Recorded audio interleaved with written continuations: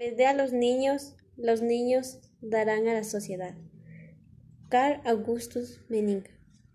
Buenas tardes, doctora. Buenas tardes, compañeros.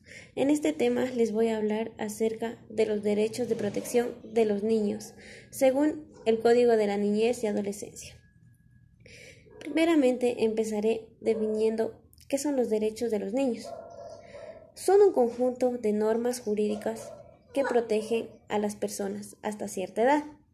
Según el Código de la Niñez y Adolescencia, se le considera niño al infante entre los 0 años y los 11. De igual manera, adolescente desde los 12 años hasta los 18 años de edad.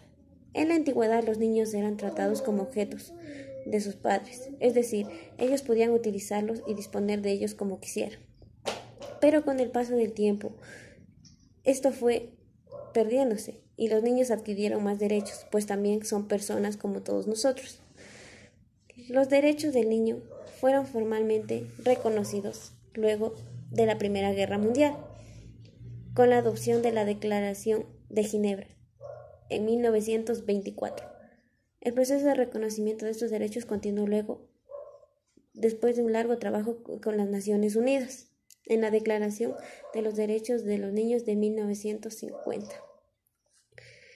La admisión de los derechos del niño se completó el 20 de noviembre de 1989 con la aceptación de la Convención Internacional de los Derechos del Niño, en la que reconoce legalmente todos los derechos fundamentales de los niños.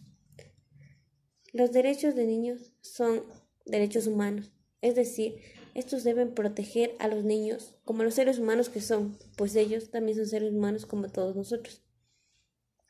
A continuación les voy a hablar acerca específicamente de los derechos de protección estipulados en el capítulo 4 del Código de la Niñez y Adolescencia. Podemos contemplar desde el artículo 50 hasta el 58 que hablan acerca de ellos, los cuales nos dicen que debemos proteger el derecho a la integridad, es decir, debemos cuidar de los niños, tanto psicológica, física o mental, emocionalmente, para que estos puedan desarrollarse y tener una mejor madurez. No podemos proteger los derechos de reputación, es decir, no podemos manchar ni dejar mal la imagen de un niño, cualquiera que fuere la situación. También existe el derecho a la privacidad y la inviolabilidad del hogar, es decir, los niños tienen derecho a tener un ambiente sano, una familia, una protección en el que pueden estar refugiados. Otro derecho también es derecho a la reserva de información de los antecedentes penales, es decir, no podemos divulgar ni manifestar que si algún niño ha tenido un antecedente penal, no se debe darlo a conocer, es decir, se debe mantener en la privacidad.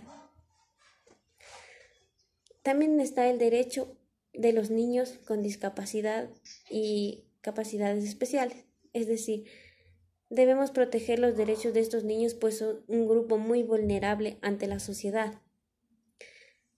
Protección a los derechos de los hijos de las personas privadas de libertad, es decir, si este menor tiene al padre y la madre en una cárcel, el Estado será quien les brindará la protección, el cuidado en la salud, alimentación, educación, en todo lo necesario que este niño necesite.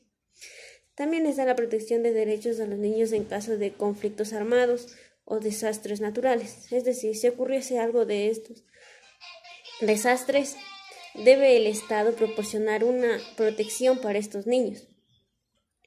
De igualmente, el derecho de los niños refugiados.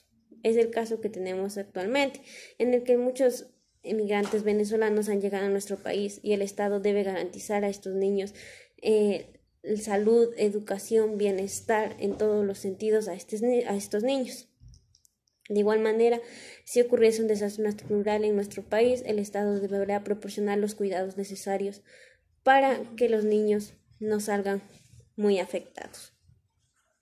Estos derechos, entre otros, están contemplados en el Código de la Niñez y Adolescencia de nuestro país.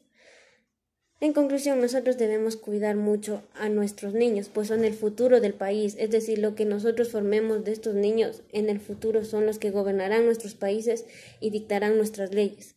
Debemos protegerlos. Gracias.